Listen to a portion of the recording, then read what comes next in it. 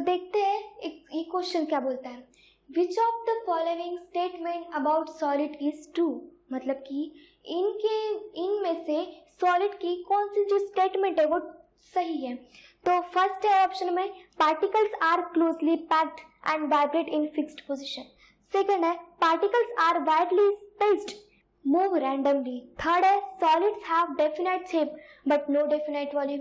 और फोर्थ है, solid have no fixed shape और वॉल्यूम। तो देखते हैं उनका आंसर। तो particles are closely packed and vibrate in fixed position. जहां तक हमने देखा है, जो पार्टिकल ऑफ सॉलिड्स है वो एकदम क्लोजली पैक्ड होते हैं, बिल्कुल पास पास में होते हैं और वो एक ही जगह पर रहते हैं। तो इसका मतलब कि ये वाला स्टेटमेंट है वो ट्रू है। मगर देखते बाकी क्वेश्चन में क्या लिखा है। यहाँ पर बोला है पार्टिकल्स आर वाइडली स्पेस्ड, नहीं, वो तो पास पास होते हैं, ये तो गलत है।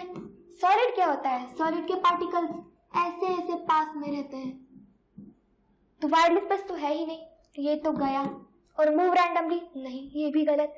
उसके बाद में थर्ड ऑप्शन में बोला गया है solids have definite shape but no definite volume, नहीं, ये तो गलत है, क्योंकि सॉलिड के पास डेफिनाइट शेप तो है ही है, मगर उसके साथ उसके पास डेफिनाइट वॉल्यूम भी है, तो ये भी गलत।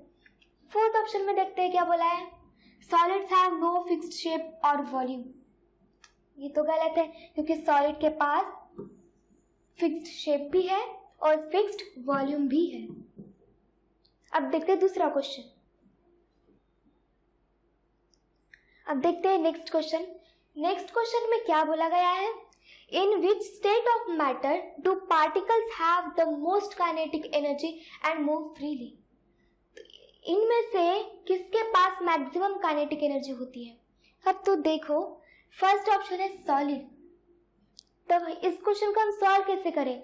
जहां तक हमने देखा है, जो पार्टिकल्स है वो दूर दूर होते हैं, कब, जब उनके पास एक अच्छी मतलब हाई काइनेटिक एनर्जी हो, उनके पास ज्यादा काइनेटिक एनर्जी हो। जब उनके पास ज्यादा काइनेटिक एनर्जी होती है तो वो ज्यादा मूव करते हैं इधर उधर। तो इसका मतलब क्या है, ऐसे इनमें से हमें चूज करना होगा जिसके पार्टिकल दूर दूर होते हैं, तभी तो हम बोलेंगे ना उसके पास ज्यादा एनर्जी है और ज्यादा मूव कर रहे हैं। तो हम चार में से देखते हैं कि किसकी स्पेस ज्यादा है।